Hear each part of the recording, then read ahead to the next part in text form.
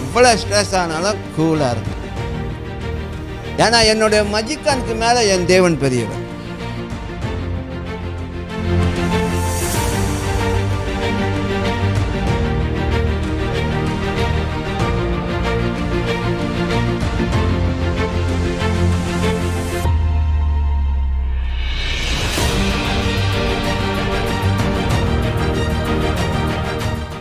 எப்போதுமே கூலாக இருங்க, அவ்வளோதான்.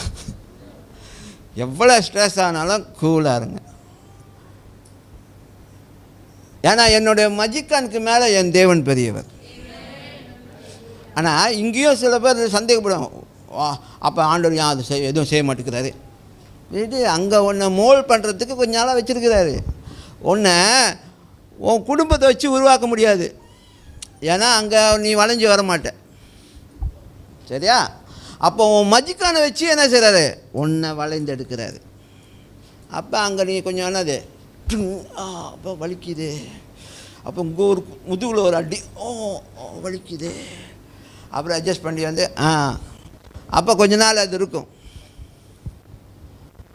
புரியுதா? ஸோ அப்போ அதெல்லாம் கடந்து வந்த பிறகு கடக்கும்பொழுது இந்த ரெஸ்ட்டுக்குள்ளே நீங்கள் வாழ கற்றுக்கொள்ளணும். நீ சொல்லணும், ஆண்டவரே எது நடந்தாலும் நான் ரெஸ்ட்டாக இருப்பேன். Resting in peace, not rest in peace, resting in peace. அப்படின்னா சமாதான நிலையில், இலைப்பாறுதல் நிலையில் நீங்கள் எல்லா காரியத்தையும் செய்ய முடியும். யார் உங்கள் பாஸ் பேசினாலும் பாஸ் பார்த்து சாரி பாஸ் அப்படி சிரிச்சிடாதீங்க. கேட்டால் ரெஸ்டிங் இன் பீஸ்ன்னு வேலையை விட்டு தூக்கிடாது. அப்புறம்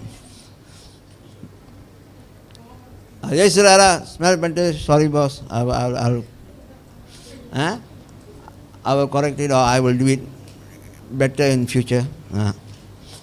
அது மாதிரி சொல்லிட்டு போயிட்டே இருக்குதான். பிரச்சனை என்னன்னா அந்த ஈகோன்னு ஒன்று இருக்குது,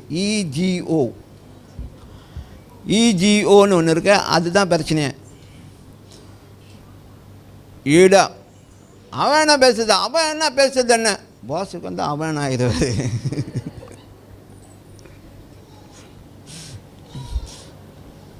மறந்துடாதீங்க, தேசத்தில் இருக்க ராஜாக்களையும் நாம் கனப்படுத்த வேண்டும், முதலாளிகளையும் நாம் கனம் பண்ண வேண்டும். நம்ம வேலை செய்கிற இடத்துல உள்ள முதலாளிகளையும் நாம் கனம் பண்ண வேண்டும். நமக்கு மேலே யாரெல்லாம் அதிகாரிகளாக இருக்காங்களோ அவங்கள நம்ம மதிக்க வேண்டும். மறந்துடாதீங்க. அதெல்லாம் வந்து உங்களுடைய வேர்ச்சியூ அப்படின்னா அது உங்களுடைய அருமையான தன்மை, அது உங்களுக்கு நிறையா நன்மை பின்னால் கொண்டு வரும். நீங்கள் வாய் சண்டை போட்டீங்க முடிஞ்சு அவன் மார்க் பண்ணிடுவானுங்க, அடுத்த தூக்குற லிஸ்ட்டில் வச்சுடுவானுங்க. வேலையை விட்டு யாரெல்லாம் தூக்கணுவானுங்க அந்த லிஸ்ட்டில் உங்கள் பேர் வந்துடும்.